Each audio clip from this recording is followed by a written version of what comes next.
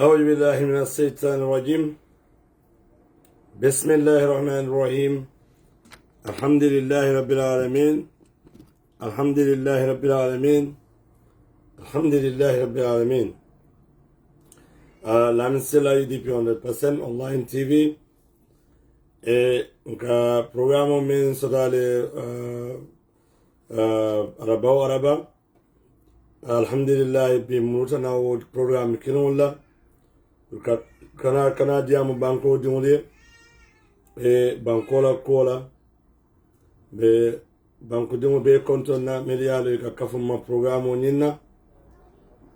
ngal be konton melben jibe kan melka audio nyil janjang ngal be konton mismea controla bafla badimo be assalamu alaikum wa rahmatullahi wa barakatuh Aliou Seyding e konton bake vana kanunto famara jola e konton Fatim Touré Brikama ngal be konton alhamdulillah annal badi male multare jang kote ke minkina lamin silati nyanda nala naftaka kanya kacha banko dinuli ko me yalon ko abe kekan banko kan o ko me yalo keta banko kan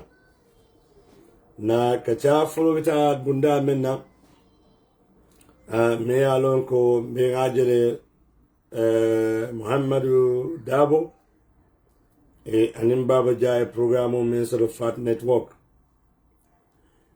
lefta ka diamo fannala demanding Bari ngajele Muhammad Dabo akana tale kana apologize, especially UDP and UDP the executive.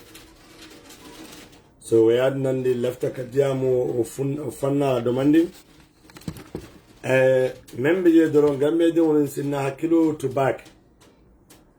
Bari nyimbanko ndringati dorone soto. Andon kana ke sababu tinna banko Mfali na banko tinya.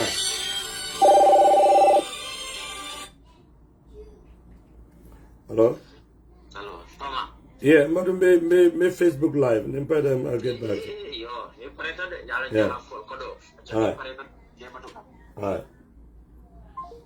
Yeah, je. So mbenga jere programu ni menketa. Me alon ko yake Fat Network. Me sirantia wolomu Muhammad Daboti. Ay baba ja samba je ka invite. Albenata amwele funding kew nyin nadiamo konola ay kajafironi nendironi doya men samba Alhaji Hussein Numukunda Dabuka. Mante mo blame la te baba ja blame la be Fat Kamara le blame la Fat Network anim Muhammad Dabo yalon Gambia dingoli nyanda kew yala ko nyin na bag imeta Hussein nannale nimoli ya nim social media chocho kuma da je drum imali sifundi na samanda ko aliyam fuma nyemman ke followed by Muhammad Dabo. I disagree with him. Kafo ko dindin mati Muhammad Dabo manke dindinti. Bengalon ne Muhammad Dabo amanke dindinti. Adu Muhammad Dabo e baba ja jiko lonne bara ya lonko baba ja man malosoto horomo tala amang alifaka fanna. Ayo belo ne jannabe baba ja invite la. Anani abe fala nyame fan ayalon ne nae baba ja nati program nyinna baba ja diamuta tarla da naman ka Hussein ka jafikanen. Bara balafa warta bake fondin ke ul kasi dindul miliyalon ko ye life o damuta sign e ka alfa kun dingul take nenke doya ko because of me democracy le economy di atame yaf bari ni alme hakkiloto dindin jamala siyobe kuntula isiyo kunto wato mansi bari alfa manke alati de bari hey manden ko liyo ko keba manke alati bala sudiyata alal de wara Muhammad Dabo e menke ay tilimbali yale ke ay tawnte yale fananke Muhammad Dabo yalon ne ko baba jama kulu baba jama horomo sodo baba jama alfaka fanna ay nim belo asaita e baba ja invite akay baba ja nyinin ka usenda ada yalon ko naye baba ja nyinin ka usenda kola baba ja te kuma fola naman kenen diroti ayo belo baro be ay Hussein ay baba ja bulaka Hussein nen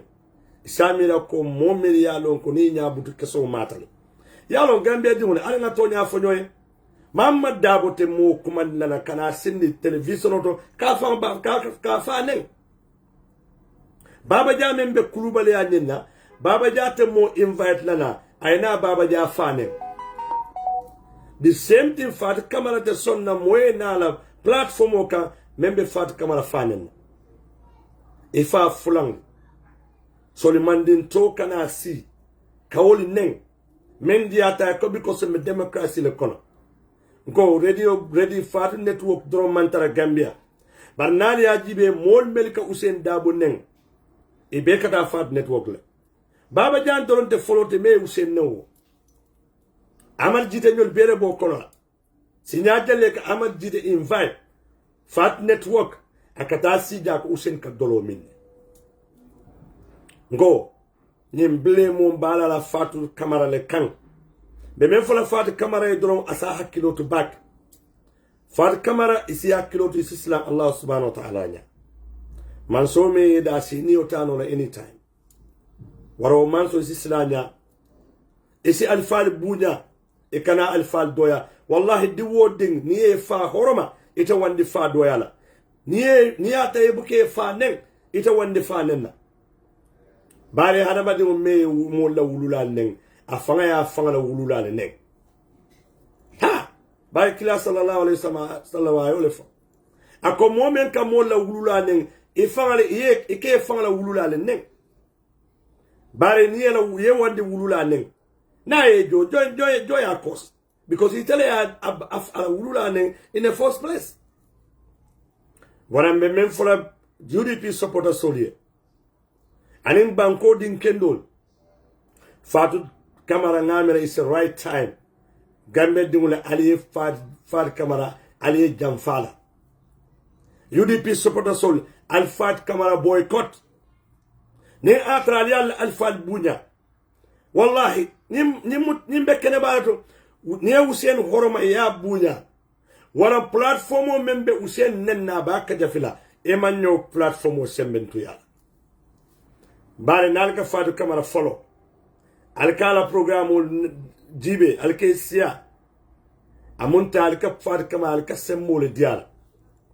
wala telefon kita molta alka sembo di Fatu Camara la praita Hussein nen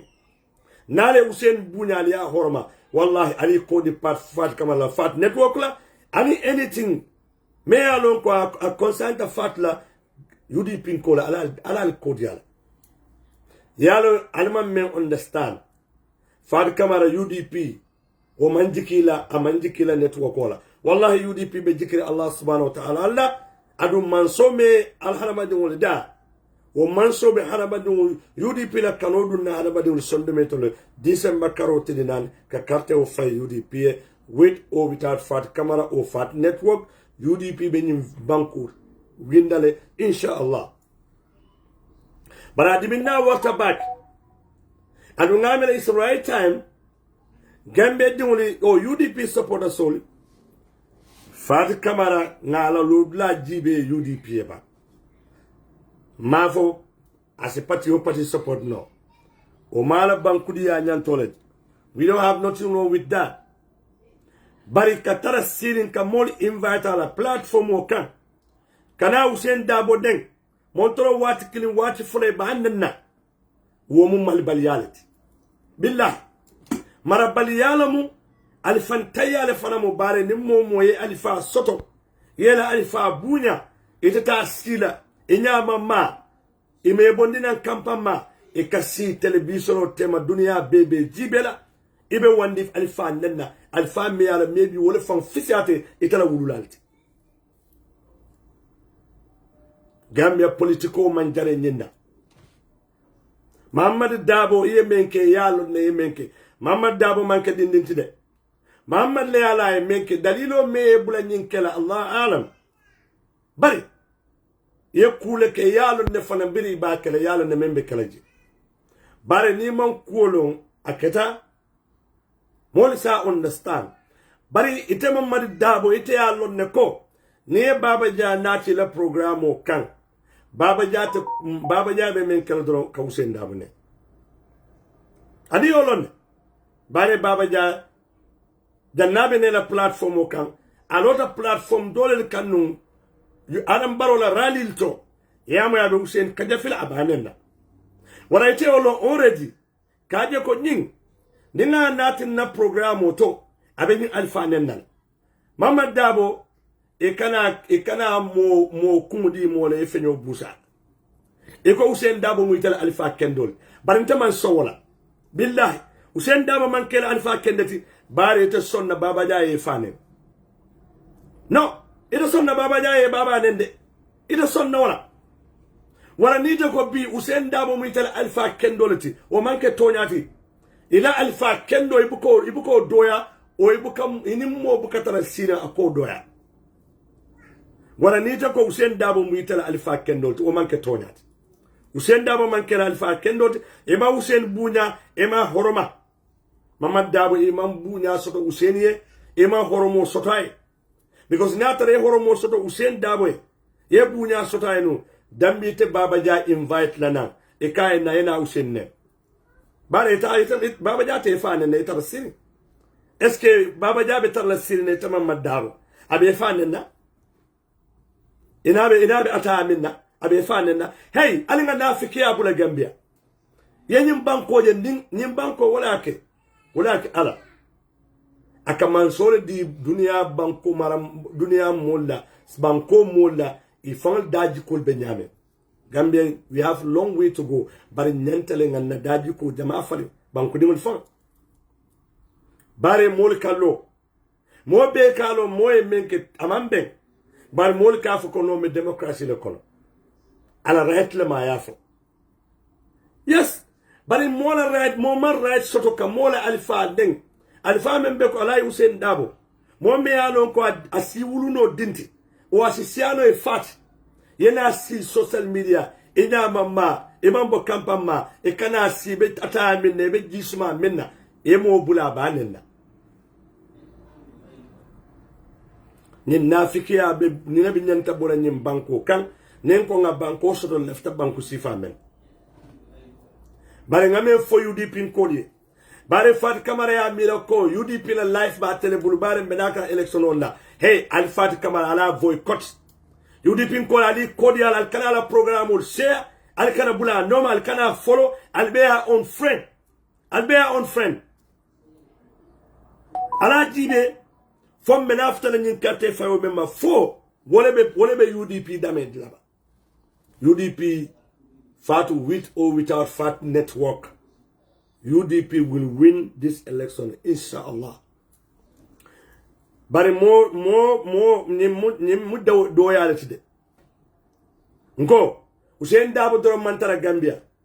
Hussein Dabo Doro manke opposition ti nyaton ko ti Gambia munake wato wati soli mandimul mo halakirun mol melialo mol nyambutela ikata si Fat Camara ka platform o dila ikabula nyin kebala ka neng ka komone alo Fat Camara ka enjoy bare Fat Camara nala dindiya imane birim baba jaaya ne akam fata ako baba jaa tebele line yellale dunia be baba jaa bane you see how painful kamola wululane nim baba jaa mo tinyare biraye la alfal nen lokun abena osile nim ebe social media mol jam tenya ko no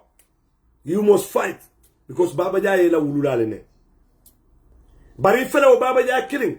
ya invite me la platform kana si dabe wandi wululane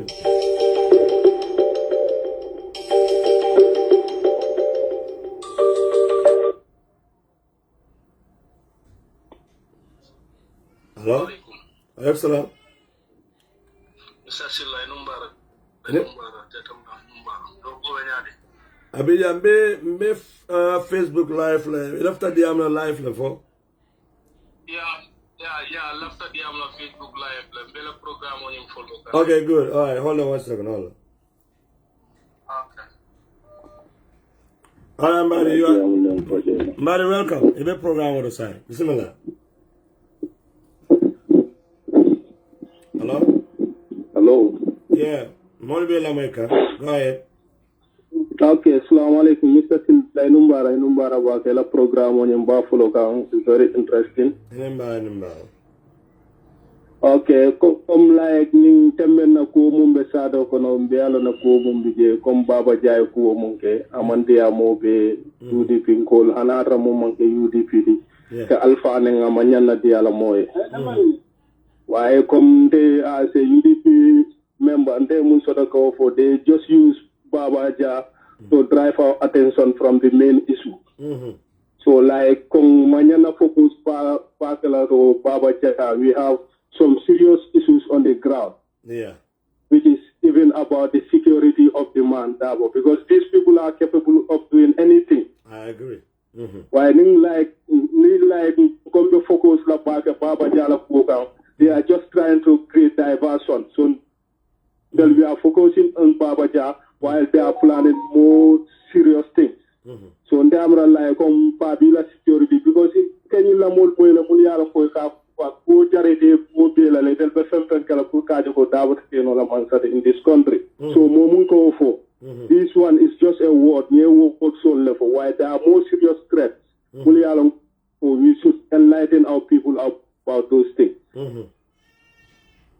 Better ilo fanna kumata bake. Alhamdulillah, so nine ake ko UDP na alaten to back because mol beje meliano ko abe mo fahamure. Ya jele. So abe mo fahamure wato kanyo hakilo brande pour nga focus ko la meliano ko wolen mo kote medials they are very important. Well, I agree with that. Inshallah, fanambe kerene. Bari niaje mbediamu kanyin dula domanding kula mwiti nyi meta kelale. Yaje anun koku yade ye media je ala ataka sibulu wulindile. Rwanda la kelo journalist ole ya wulindi. Rwanda. Exactly. No, journalist ole ya wulindi. You're right. Rwanda la kelo journalist ole ya cost. How many 100,000? Just one person. One person. Wale Rwanda kilo wulin genocide wulin di Rwanda. Journalist more killing. Wala wulin just one journalist. Yeah. One journalist. Anu nyimbanko betaka nyame mbiasila nya wata bakele waran. Kodol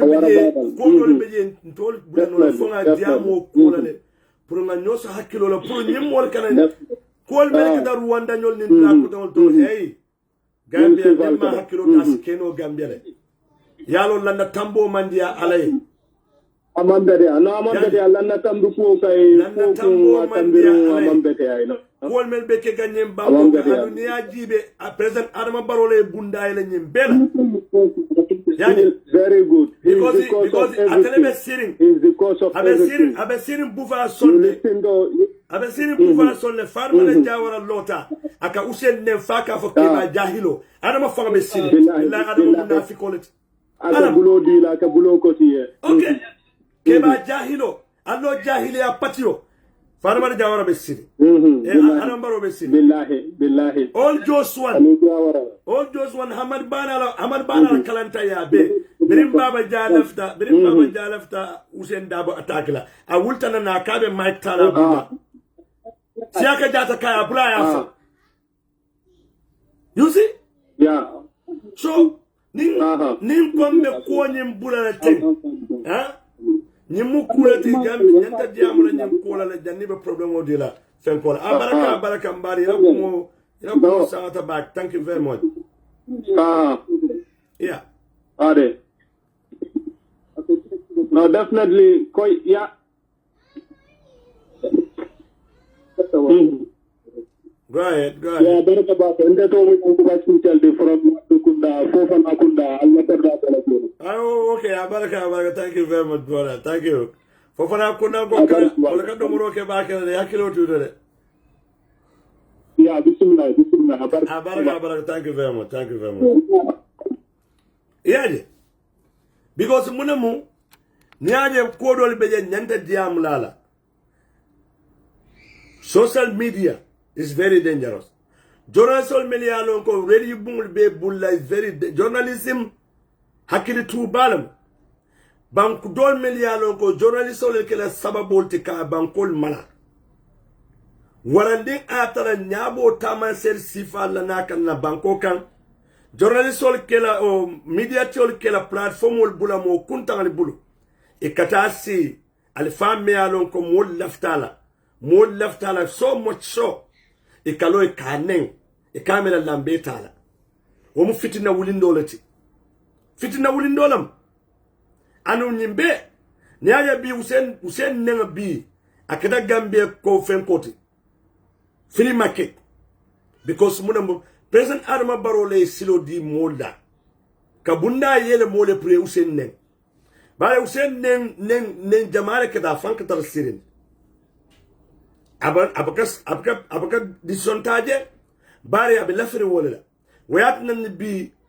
MPP momo na ka support. Bi ni ko yete ke kendo MPP. Yekko moti mol million ko ya fay din kendo la muti. E tabe nyanta kala muna de kan Usen Dabo Neng. Ba Usen ye kola le soto kola mole ba koma wana wo mol te sonna kasi ke bulutan la no kan mo tinyari mol melialo ko mo halakiri mol melialo ko fom dunia fangale nyambutela wole kana do e kana ko alfa tay ka ndeng e camero alfa jolonta nan santo ani mo mawulu hey banko nyin ani nga tonya fanyoye Fat Kamara ma Usain Dabo bunya ama horoma Mamad Dabo ma Usain Dabo bunya ama horoma walakin Mamad Dabo la apologize is bullshit because ni metale muna ke mol kalo ka Usain Deng ni mol kilita na social media do samande ne ko mabe why ta karanna mel tambitali ajel muna ke tebe sonna ite a repeat bari kamune fali Deng ne fono ke dalite apologize warambe men fono Mamad Dabo e ko asa kilo to baake dindin korto le mat akanala life will destroy male ya jikindi munela male mune diala wutlani ala tema bari wande alfal alsiborika wande alfal neng alfal flan nalte bunya nola wala kana doya ite fa kanu nyame alonko mo ikamen fa neng o fanan dimul ya kan wala nyama ite ka mol invite ka wande fa neng ite fa yo horoma ni atare ye fa bunya ida sonna wandi mu kundal kane ka wandi alfal tekene fat network Gambia ko UDP supporter soli ali kodial fat not ko ala boycott fat network ala boycott hanna taraka $1 million le soto we don't care Usain Dabo le fisiatan tele fat network te Usain Dabo le fisiatan tele fat kamarate fat kamara dindin kortinding bare because be mobe fat kamara ibe kodindi sodoka yes sanyo wulindi very arrogant ladies dunia tek tula harabani si hormone bunya soto sayate sarala harabani sa fanji ye kuluo kela kote be koku kela asamba kuluo ni bunya kono ala sinemo ke bi dunia fal kiyaw bare ke kun fere o ka bungu yele itala plaso ya yele mo kuntangal kana doron ka wande alfalta ke neng ala be harabani contribuer le ko kuke alla responsibility lamu anu alaba al contribuer la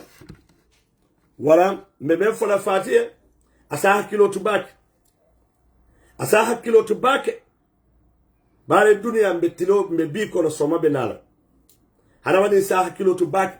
ebe men kono bi yole lo soma men bene man fen loto wala ni be bi kono la ishi soma nyasi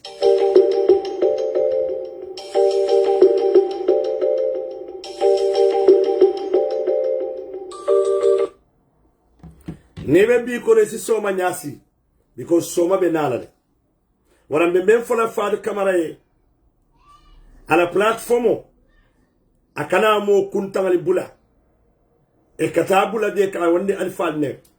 mobe baba jalon momme ya lonko dunia konola aya fantinya amammalu fana aman horoma aprauta la fana bi no kata si kaka wonde alfal ne wo mo ndede baba jablem la Mamad Dabo tege tele blame anin Fat Dabo anin Fat Kamara atelele nyin ko be kos atelele fanal ba koma atelele baba ja sembo diala pray Usain Neng no bote je Gambia dun ali cordial Fati ite keno la fenti without money niamay Fatu money be koma bari no money lefta jutulo wala wululala woni e kodi le balo na ko ite fenti money koma ibe kala fennati money nyala molel fanali e ke fenti niamay Fatu hey Fatu Kamara molel be koma de bari mote support la albe Fatu Kamara support la ala radio price sembo soto balate e o katel alfa nendir dulat nem mo moy Fatu Kamara support ne Usain Neng e kafte mala pour Usain Neng mo la mot UDP support la o support la nimbe kola o be Fatu Kamara noma ibala sembenturia kan na Usain Dabo ne fana contributor e contributor jele na Usain Neng e contributor jele nay alfal ko tawol ne e contributor jere bare nyante nya kasla la mol ye ko di ala nyame mol be bor ka ma nyame e fane bora mo nyama ne ayatara ye horomoni bunya soto alaji Hussein Dabo hey mbe faale be mbela alaji be doro membe keka Hussein labi ne atan del bono ndel belamo dara Hussein dewul abadi wona a ale sobak morsi Hussein nen ya komo nen ya sio benen alta badi wona moye diam eta baka be la ding fa babulu en keba ablu talma asen talma baba jabe sira be wuliya sabala ko tambila ka fo Hussein Dabo kate kolle ka faye ko ha laftala ta adam baro ne woni wuliya le be kere Hussein Dabo man momo je duniya korona ha foke wude musulman akala telephone ta ko call o ano ka si ka jiko de wala ka faye ko adam baro ne hanni me ya mo isfara salon ko to nya tonti bari ni harama ni daji kolo kumo memba kabada amanye surprise wala UDP supporter sol bin ko ina fokaton momo ni katara social media ye Hussein Dabo kanu ya horoma ya bunya ali malla fi fitino dun Gambia bankoka alal ko di fat network la alal ko di fat network la anala fangbe alena ala sayje bare ngamoy de alo lamini jaay abe UDP supporter sol nenka kafo ko election sang media timba media house membe warani ko fat network atelier o boycott ning ayatral bisap ka wala go to hell anala media wallahi UDP with or without fat network ni UDP be nyim banko tala inshallah because ala yemen bara ala ke jo wala in 1996 UDP be lola imalo fat kamarati ibe UDP lola lume mo malo fang jumalo fat kamarat o fat network UDP survived up to today kunun ko le fat borta jamme fat nol mo molti mele jamme semben tuya e kafo dais ko le ko banko din kurun include UDP ko ni fat kamarat kelimo no borta bi Gambe dimuli ayna kafu mol ma diaspora ko le loy ka defend ka ko be kay hey amam fo UDP koma far kamar eta mam moso do menke support menke defend me UDP si social media jam ku jamala ku boy je kan UDP ko ka wulle ka loye ke fasa because me fasa ko la network on ime fasa ko ni fo mu mandi kolde ike fasa because ye tonyen UDP tonyendiro ibuka sika mo batwala net mo tonyendiro UDP ka fasa rokel UDP malafi tonyendiro la wala ke for the past 22 years ene jabe be nyola fente because Jamaica mo le tonye wala ke fatu UDP ko ke support ni e tonye bari sign na menje UDP ko to continue le noma because he manken mo kendati nafiko le muti jegu nafiki ba bare ni manke nafiko tinu Hussein Dabo e mune kela e kamera na yela sanji foro tuloro le bon UDP kaja fil bla platform mantambi la fat network la amanke baba ja doron tuwo Sheikh Salif ke mo nyol be kana jere yaje njay mane ñol kada Ahmad Jite ñol ngel nata kuma kanan foy ko la fa Hussein e ba do yala ibe keba ndenna me ya lo ko asi soto no mamadi ngote ni bega kela platform worka my friend, what is going on in keba fonyim keba ma disavite abunya but no ko do yala be nyamandi wala UDP supporter sol me fulale alal kodi fat network la anim ko fat le tam alal kodi yala ngasi fo fat la network ni UDP kodi wala be UDP dambe na December karotilinal nali yole mira ali yole mira ben bo campaign o kala janimbe futala election wa luwolu molbe diamala pour na modi kodi yala ngana jibe natale be UDP dambe nol atel la plateforme aussi UDP damage no ka fu membe lola atel mahana sibo ka mo mahana lo katel be atel sotota atel so alta so kafo damage no bari Gambia dewni President Adama Barrow nal mal hakkilo to ale bor nyin kewna ale ya mek so ale nyin kew bonda lab ale alla banko busala abal damman fitnan dilal abe fitno dun na nyin banko kanade anda abe parerin na fana kan dammal dun di nyola bare nin dammal dun ta nyola as continue maralola nyaton ko mi ala man bala fa so do banko diwle amanke ya banko diwla anin banko diwla balu nyala ila jaral nyala atebe men mira kambi dora se continue no nyaadi de kanim banko mala imma ndamal dun tan wala ba ndamal man dunya al hadith je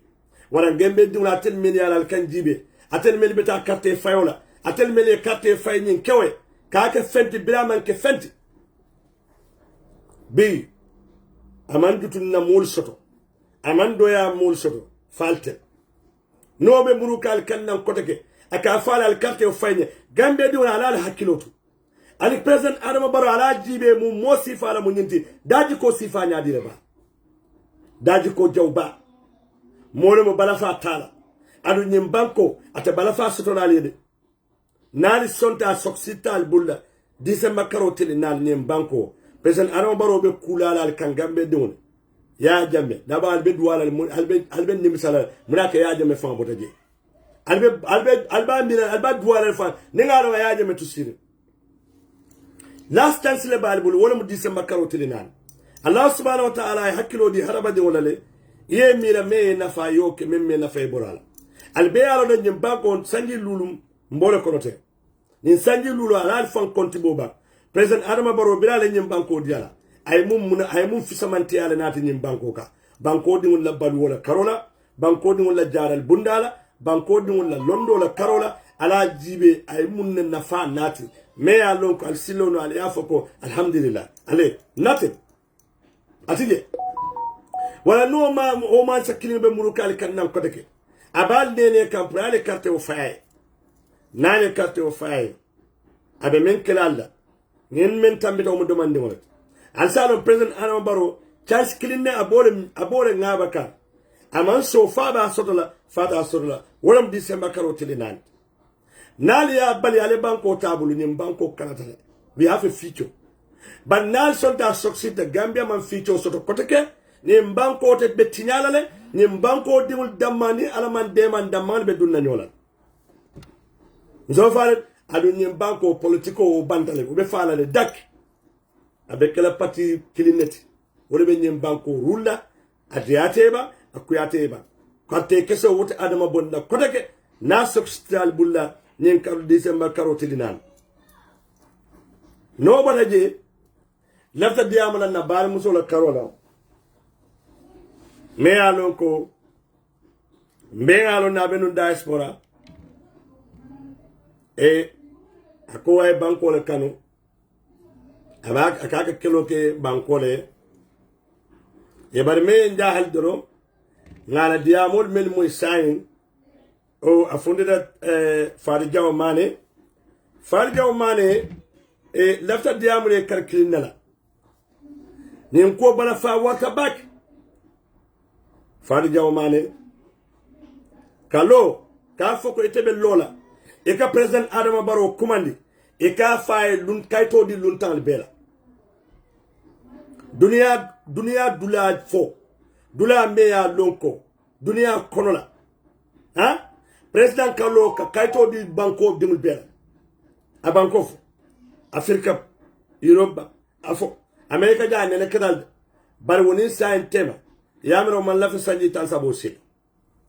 o sudia da sanji tan sabo lale yake president me yake ade sain tema bira boto la president sai sine mo make bari me jahali Fari Jaw Mane ida be America jande yela kayto solo nyame yalon ne ima wuli laran kandre yawo nuste ko eta ngata kayto dila no banko luwale soto banko silale bale kadun silo menna pre kayto soto al fankun bula al selfish bula al nyem banko jibe ale bala fasoro banko e mo be ta wur kan moyle e ko eta nyem banko le kan ite be ite ka banko le kele ka banko nyin Gambia yo le kanu efta Gambia le bo wala e bula struggle kon bari ka fen kele no be diaspora bi fela sirin sabiji abebe keke sim ka be de tek e mantara kelo ke ga banko e ba keke kungle hey nyim banko to nyaare be fola nyim banko pro nyim banko e kana farjaw mane ka president of command ka faye ko banku dimuli kayto luntan kayto di luntan wala ne election o tema kari wor ne election o tema kari wor ngalo ne almantara kelo ke kam banko e ali ba ke kan ne place ne men bal bulu pour ka banko ko do kasar al bebe dun ka wala kanje bare ni atara ko tonya ite ye kelo men kelo jamela watola wallahi adama ni o fo place le manya talano bare ne place o ta fanan is okay banko dingala muti bare atamande ani tonyala kana ke wulundi won wallati adama noma kana ke wulundi ho lati adama noma kana ke bulu koslati adama noma bankola intereso lowola e bankola intereso defend hanna atare be lusile la do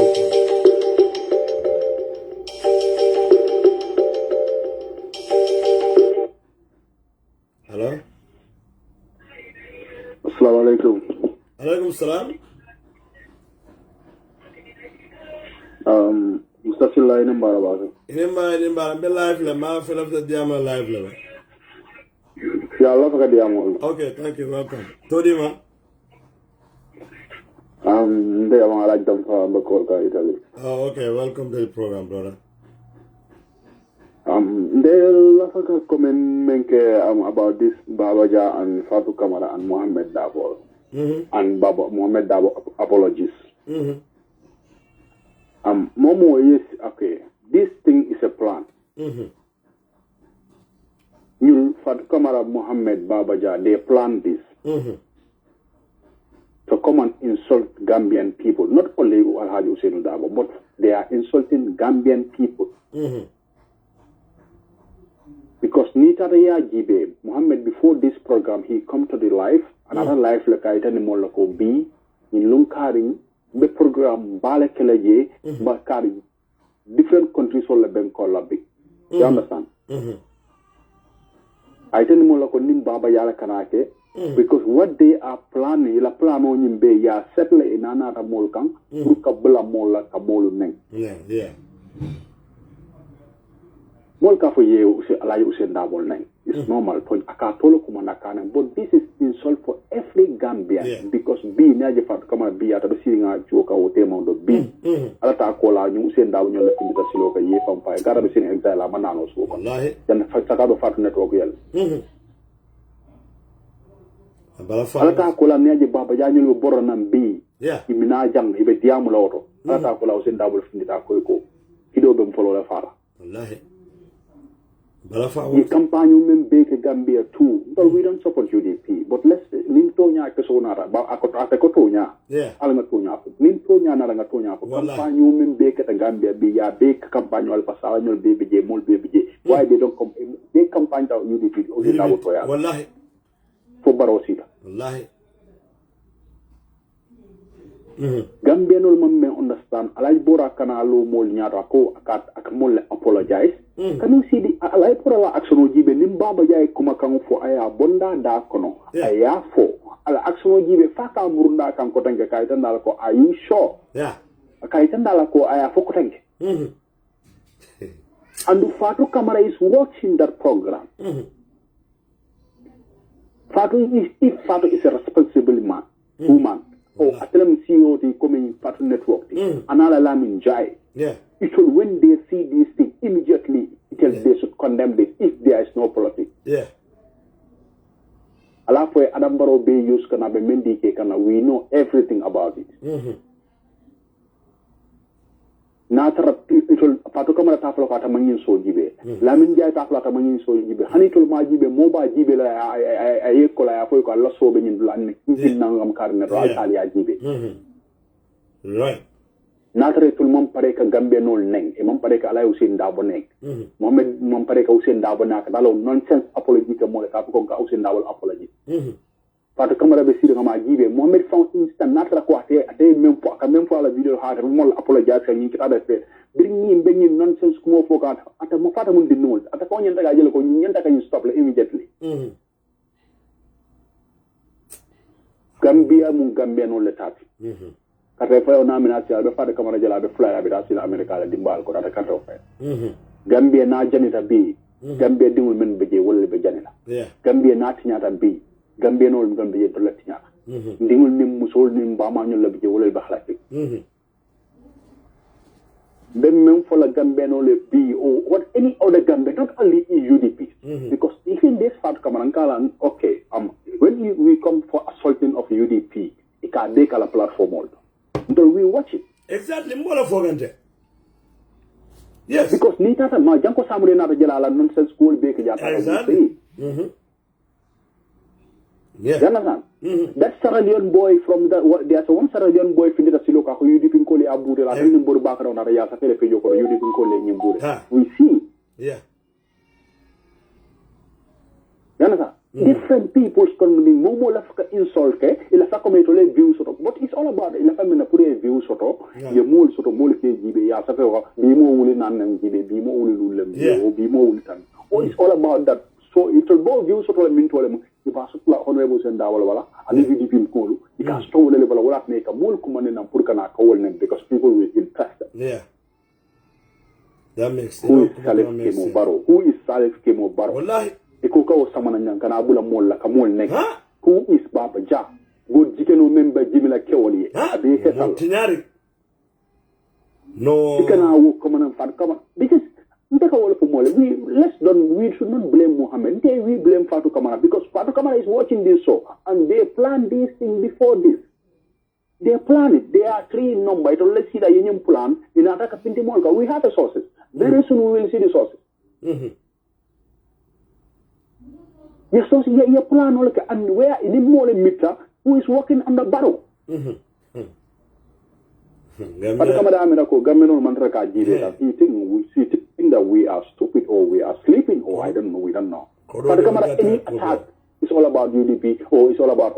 you never see Patakamara against or because Nina Rakotonya so Mohammed Nata Kotonya is all of Akala Program to yeah. Then there be Tonya so many in the cup for JB. Okay, number 1, Bari Musol be father left on B. Number 2, Balu be Serbian B. Number 3, Boro Manso to Gambia Hospital or Musol be father Labos. Number 4, security manso no Gambia kono tonya kaso be yenya kaso le ka bula mo kline kane wallahi ako so alto ko Gambia kada ko le bon fat kamara na la planol because of money abe Gambia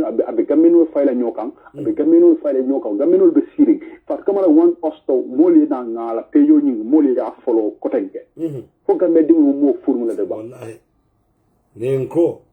anybody ite mu Gambia dingude bo amanta comme even this non intro fond bi lo ada bu ni mo jamal famu plan bi lo ada ko mo jamal wuru no bi dana sa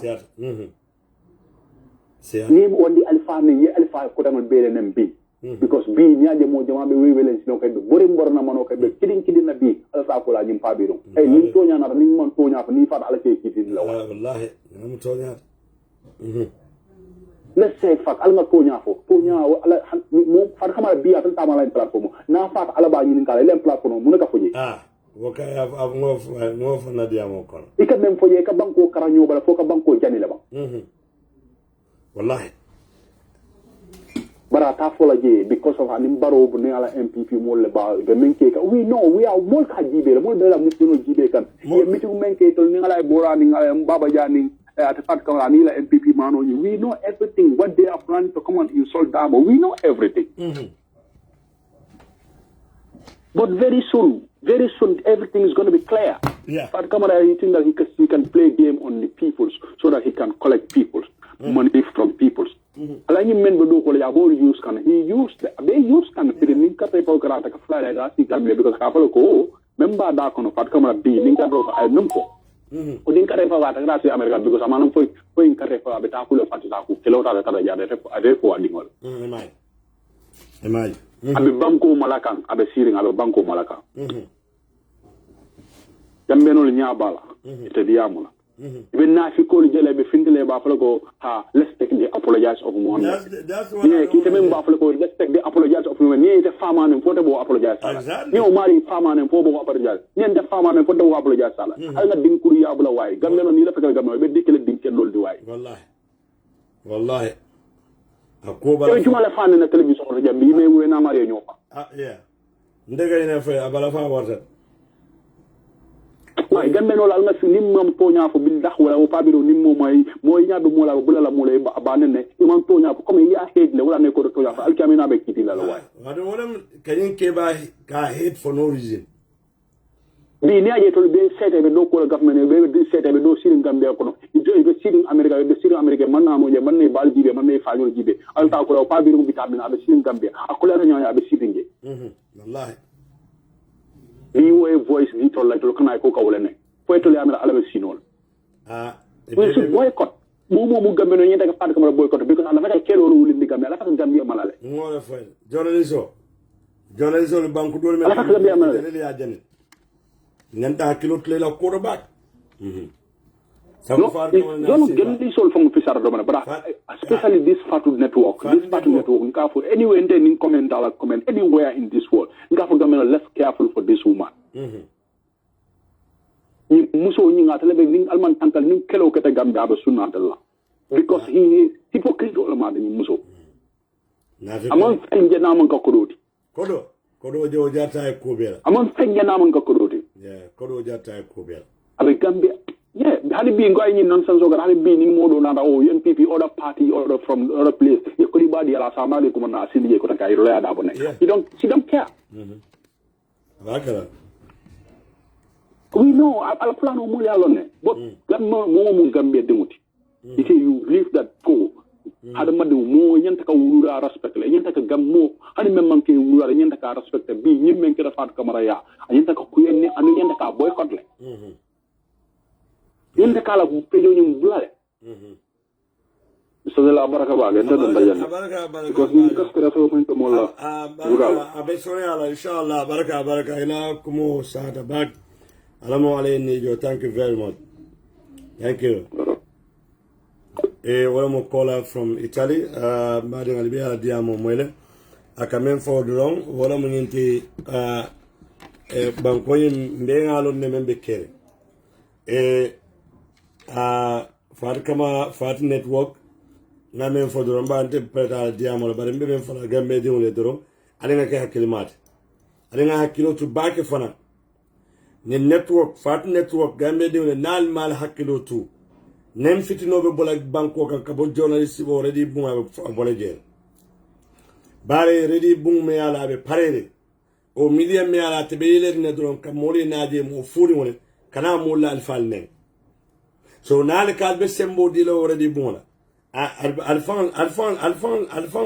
bala fa wata ibala alfal ne jeel so me diamo men ko won mo faat jaw mane ngala diamol moyel ay menke ka foko munake mol katala yaila abe yudi pin kolel mari ako munake wol kal tara yaila voter registration monitoring team yudi pila monitoring team oni yaje bare bi ko bebe lor wolel kan bare na alni jibe farjaw mane kunu abe das wala sanyi mo wonni fula munake ima fa yaje me kayto di luntawan ya jame ni atara koy kamen funu ida be diaspora no Fat Jawmane munake man afo ya jame ko kayto di lun tawon but no because yalla ne do iman para ita para asor la jame bulla wala ake ita ba keleka bani atara ko tonya ko me ya kon jame la watola munake bi ita fa be tala sila television to dunia be tema ibo ko ko killing support la bare jamela time we be sire America watime e kanyine kele ka foko jamme manyal kayto dila dun tawon e ko ya jamme manyal kayto dila dun tawon al kanyine be kanyine fonu bari fele de enen killing membe kun kono wonen killing bi wo be lorin ka foko president commande ka fay ko kayto dila dun tawon bela dunia dula a fonne dunia dula me alon ko samanda killing president e wuli ako banko aya declare banko kan ko lunta na nambe kayto dilal bela Sénégal ni be sirin ina na moyje Guinée Bissau Guinée Conakry Mali ina na moyje baratel lafta kake almantara ke kan kale bala faso lunta olede o al keta lunta la kola al be sunyar kola to bare bial be pareta kay ka kaf adama baroma ka banko dingul bitre farjaw mane wadi juma la so kudante nyo sutera mbade nin pa modi de amo menkenu bero kombo korda ko lan isube kere e de amol melkeje sina dople modi la moyda yaje ete men ka fon dundum e kondanda mbadu nga appelé modi ya moy kalon ko jumalum faade jawmane anu nim faade jawmane munema la ngani yo bankoy ko so be ko mala bak gamme de wala ali tulolo wala faade jawmane kilimo de kenota iko e be compensate la binanta la kenolo da dile binanta la kenolo dile te ninte nyota rawd la o manke mo da malte male ka dunyola ha siko sabatul dunia be ina ne aje mun tole to manta kundaka kenu chikaka yo ni ba dile siko sabatul la ko ne sa keneti yol mari so ka te dimol so la keno o sembe te minulla ite civil servant o tala mi yalon ko tanata la place baba bu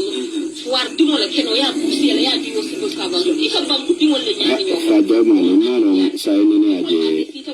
banku jumala to president ka kaito di luntan be yenna keno tay tata di pamodu sa ko atti jakka de bir nata fa ko da community kelo kelo no sai gambia la middle class society le ni mo se bono dula be to esi dula be bari ka kenya men nomo imam dai cham sotole keno te banna passé ite marché palo pour esi la palo soto marché lima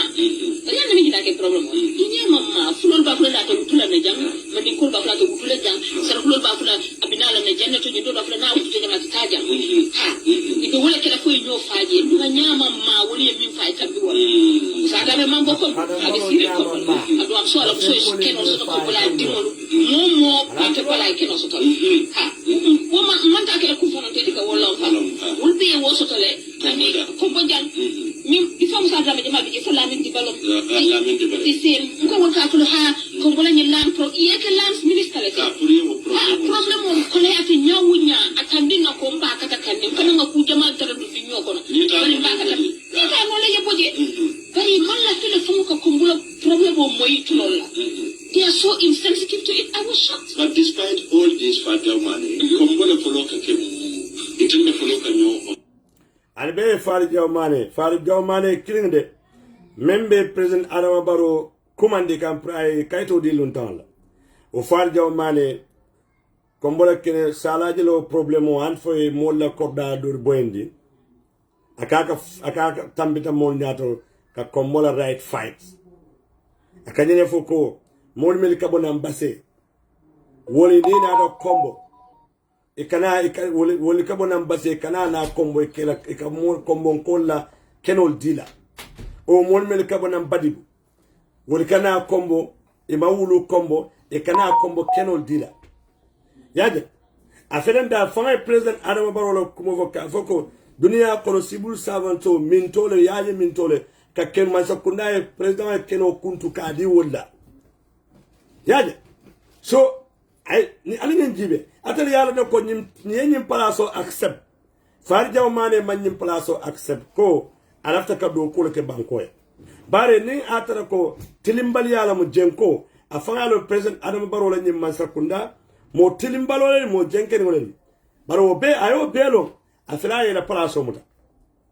yaje bari ni natara bo nyama banku diwla muti tumando mol cikida ko ni palaso te be tilinale ebe kol fan bayte palaso ta man ke kar kilim amo fancy ite tantanga deng e ka tantang ko Adama Barrow ini la banko molla ndemala munake Gambia yemo moje ko e kay nyim banko kano aka kelo kenyim banko na e palaso soto do akana tonle kanyim banko bitre kake banko din jawot. What is going on? Muneke munabe keri ala jibe doro Farba Jawmane be Oslo lo kono akaka nyim banko le kebe pour adam ya jameta tilimbali ya bo banko ka banko diwli la banko soto banko tinyaro e boje ya jameta ngamira nim Farba Jawmane be Gambia bi nayo sila kilin je wulla kotake kay ko men kele kunu aya ku kilin jabe wulla bi ngamira nyanta dala sitilal kaje ko no kelo man banfulo bara ide tek bara be place ni wala sign do ay place so but ni place so that's fine problem tal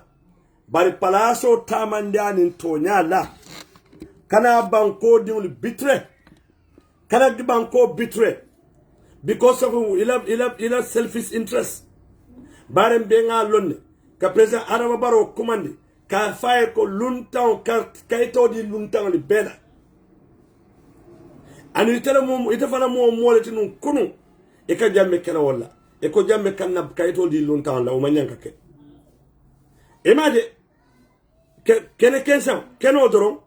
edebe basen koli badibun koli balon kono koli accuse kan ko luntan len e ma wulu kombo bari kombo kenol fele yebeta bi sa ida kana president yamari pra kayto banko kayto di luntan ebe to abdu dame ebe America dame te man kayto soto nyama mo man bala luntan le kayto soto Gambia bari anyanta tala ni silolel banko e loi landi loi men be larim banko kayto kuna luntan nyanta dunno loi le dinanto loi silolel normal pour yere kayto soto brate kala nyinti doron mansa kunda e wuli don param katara kayto di la luntan la ko because of wol be banko kanne hanni be banko americano Gambia din si ba America jamme ya sanji mo be jam kayto so America ja Gambia din be jam dol be jam sanji mo dol be jam sanji tanne lul dol be jam sanji tan sawa hanni be kayti tebulu aydi kato be bulu e kado koke bari kayto tebulu me ala pre kato fay yaje so no be keri ite kana president kuman ite palaso ta karkili moli amuta ko biri ko Farba Jawmane point Gambia din be mun fe ko ngalon ko Farba Jawmane abe tonya la fa Farba Jawmane ate banko dis betrayal Farba Jawmane aka menkele kunna abol kala barala jibe nyankumuna din be mush mune difference of nothing Farba Jawmane fane be wasla katambi even Aimel Taraje ala taman sero jibe doro yete ta do ko ita mani karkilin ke folo ita ga president commande kayto di banko di bela ndelde election o tema sa karelu ni atra president Barrow atele tam Gambia ti afay kayto di lutan wala Gambia di woni ajibe UDP la mol million ko ebe yaika monitoring team on men katara yaila police station to police station yaga be attack kanyal ake attack muna ke wol koke wole mur right so le kamol nyinin ka siloka ya right so le kamol nyinin ka what's wrong with that lu ale asembo dila e mantara ke kan kensa bar nim mol selfista e man ban ko la interest so soto bari telebe men noma o agenda le be bulle tele ko le foro e kamaten bare Gambia nim mo manke mo selfish ne atare manke mo selfish yenyim banko kan ibe tonya fasal al be alo ne Farba Jawmane wote moti Gambia di wala nyanta jikila men wala ke president Adama Barrow Gambia di wala nan ma trayale president Adama Barrow le mansa kunda boyndi nin ko simo bambantali bulo de mbanko pralia boa bula be kole ala bak an memem fulari hanibi amallet al talita kaytol nyene nan lafta wata do bayla al talla fota skatul ta al kana cha hanni electionola anni banko jiba be taka nyame anin president Adama Barrow be mum mo si faale invite kan kedo ko dila mol medialo mol jikitela kunu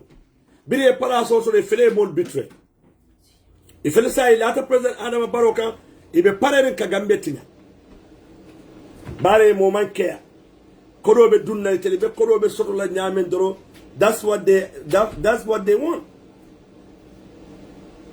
lote kalo edega fa president wa ko kayto di luntanda nim mo moy sandi tani lulke gambia wodenta kala citizen old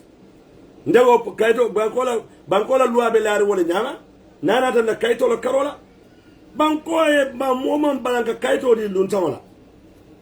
bara silo le soto ni luntan be lafta banko kayto la yetani loi ya lande nyame bara ni mol jibere meliale manke a bankola e digul fon men wulu wala fito manke ala bare ni kiyata bankola idimu me ya wulu kiyata la somala ita sembo di la president pray kaito di luntan bela because of a selfish interest bara manke bankola interest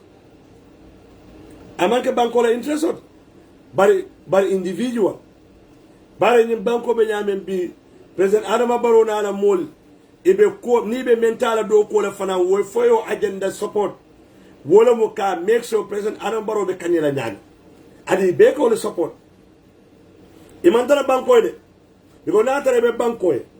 tonya be banko defend kan ha eta manya lola ka foko president wa ko luntan de kaito di luntan bela wala ke nyem banko abala fa wata back nimmol miliyaro kulu nole be sirin diaspora iko jamme kele menna iko ya jamme kamenke wo man betea bari bi tel felenti tel be menke ka wala dangerous ta katambe ya jamme ka ke maloni hormoni bunya ni kullo kono bari nin nol bi MPP bi wol baake ka marabal yalati ka ke men diata nye matay ibe kayto dikal luntan la dia kuya bankola cons loi ba buku bae menfo iba tinyaka because it le yamuta ko president Adama Barrow ni MPP wol mantara loi duma wol be loi santo gambe dum le last chance le bal bulu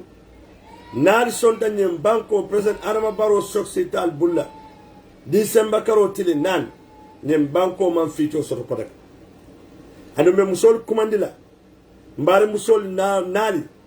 mbinkinyol ala teul city ade pare president Adama Barrow ali ala mansa kunda boyndi because atel musol president Adama Barrow jututa atel la katambe sio bela bare atel ka wulu atel ka harjeta alika ujiri barala jibe bilal alla kono maya kono fo alama tulanye ala hakko boyndi nye fo dannal be jidila ala bata jibe nalbe jidla lumme wolu mol katala silandine fal kungu be tulawan fal kungu be bola mo malo mansa kebenten bulla me alon ko amanke ya bankola amanke ya banko dimula waran me fola banko dimule president Adama Barrow na manke alla al fangle ke al fangla allo alla banko e alla banko defen alta kaytol nyini ale pare December karo tilinan ale pare kanyim mansa kunda boyne mansa kunda kurun mansa kunda jawba ani be pare ne kanyim banko tinya president Adama Barrow gambe dewle nal sonda soksital bulu president Adama Barrow gambe dewle mesayla kan kotake nal sonda president Adama Barrow soksital bulu nyim banko man ficho soto kotake ficho te nyim banko la nyim banko e ba taman le diate nyame ida woy banku dimul nafa ban o man banku dimul nafa ba ila hajji je wala gambe dimul al kanal fambula jalo korola jalo me ala funti nyasi kole aji al talita kaytol ni salal tala wala al tala voters katole be mone o bayla na lafta mone o bayla ka watado bay kala banko ta ni mo kurul bulu ni mo jenkerul ni mo tabajambol ke ala banko tebulu wala mal ta kayto ngene den ni wodi ni si o sandi tan ni saysi nintoy ebe Gambia teta kayto ngene Gambia di wodi ni si o sandi tan anin saysi teta voters kato ta kana siye bulu tanga la nyokan fondin kewli musukunda ke kunda nyemma la kelore nyem banko be la banna fondin kewli bulu al kana so alla banko tinya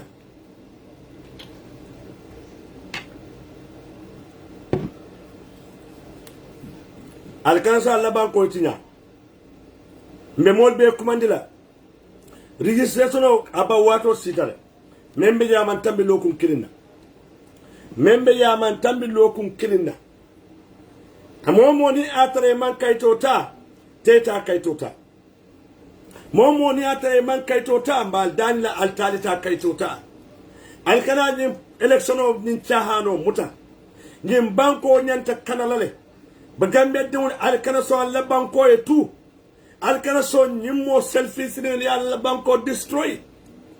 albala faso dal dimoliye albala faso do musoliye albala faso do self fentawliye ni banko beta ka nyame abala fa warsa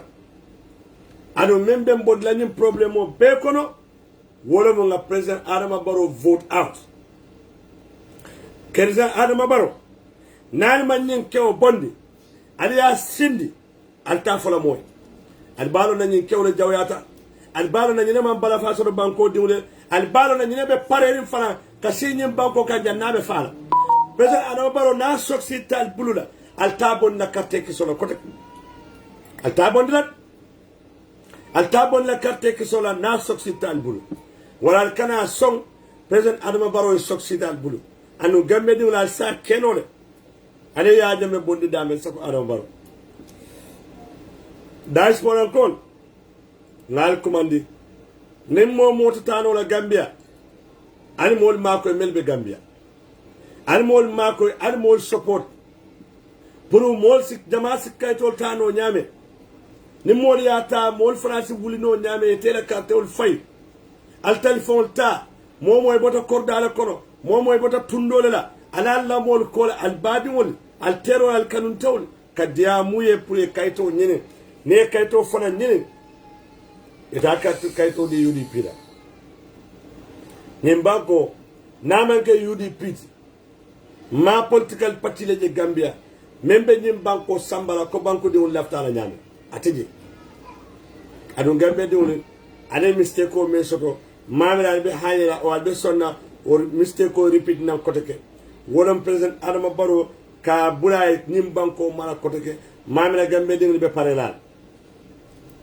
adu nan laftal man lafi president Adama Barrow yalla banko mara altal zakayto ni ala kala ni president election o muta chahanot ni election o manke chahantide ni election o election lati watadi bay election olum ni nam wot kelo election ti membe nyim banko kanandila ni nam election ti meya lonko abenna banko lab jaral bundali falina ni election o ni nam election ti meya lonko na seno bundabe falina ni election o ni nam election ti wolebe kala election ti membe na londo la bundal falina for better banasi dali al bulta la nyoka alma wuli ane pare pour ka la banko bodi ni tinyar la al bulu ni mo kurul ni sun kanyol durumol alma la banko boy bulle be nyim banko tinyala albe yalo na nyim banko beta kan nyamen bi ako bala fa warta banko beta kan nyamen bi bala fa warta banko bukalo banko kata dumala ba kata sandal because we have a bad leadership banko be siri melbulla they don't care and they will go back ka make sure you see tar siri nye palaso wala tel mel kan jibe alkana son adama yalmone gamede won alkana son president Adama Barrow yalmone na yalmone ali tawle nyen kewdaji ko aljanta lonale nyen ke mem mala hammot aljanta lonale wala kana son president Adama Barrow mo ne dum molla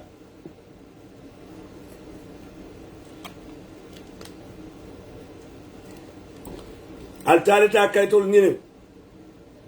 nane kaytol nyine fana alkana la kartol wafi gamben ko alkana la kartol wafi alla karte alla ficho bole bala aldingol la ficho bole bala aldingol la soma bole bala wala bal dum la balu falina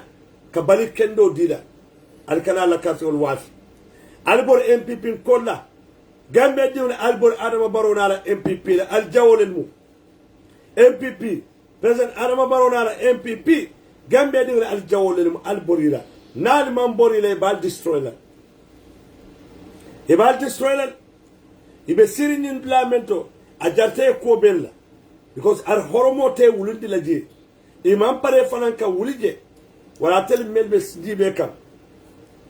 nal pare dal be wulin la jele because ngatele li sindi je ne first place wala ngembe diwle mbal be kontona birin ko na fokato e bakara flo bela e mbena programme kum fala say a sio meta be banku dino be kontona mel be kafta majibero la jang na be konto misme a kontrola ba fala banku dino be assalamu alaikum wa rahmatullahi wa barakatuh alamu alayhi so khairala alama nyim banko falina alama banko bula president adama baro bulu kadu alay hussein dabo bulu UDP alamu nyim banko ta alama UDP nyim banko ta alama december karotili nan ni ko wiu alama kala UDP alama kala UDP ko lilas mel sataran kayata mel be kurandi ila bata alakana ke kensen ila saya alakana ke kensen alamu allah subhanahu wa ta'ala yela julu nyimma joye e barakendo menke nyim banko kan foy ni yoto je wala be banko dinu be kumanda albe wuri alka dual bulolo ale alka duake dua abuka korif abuka ateleka haraba do tankandi telle sembo momenti wala mu duati son si duake ka ala dani fo president adama barola man sakunda ala sa burka alamu alayla man sakunda burka alamu alayla man sakunda burka alamu alayla man sakunda burka alamu alayla man sakunda burka allahumma rabbana amin assalamu alaikum wa rahmatullahi wa barakatuh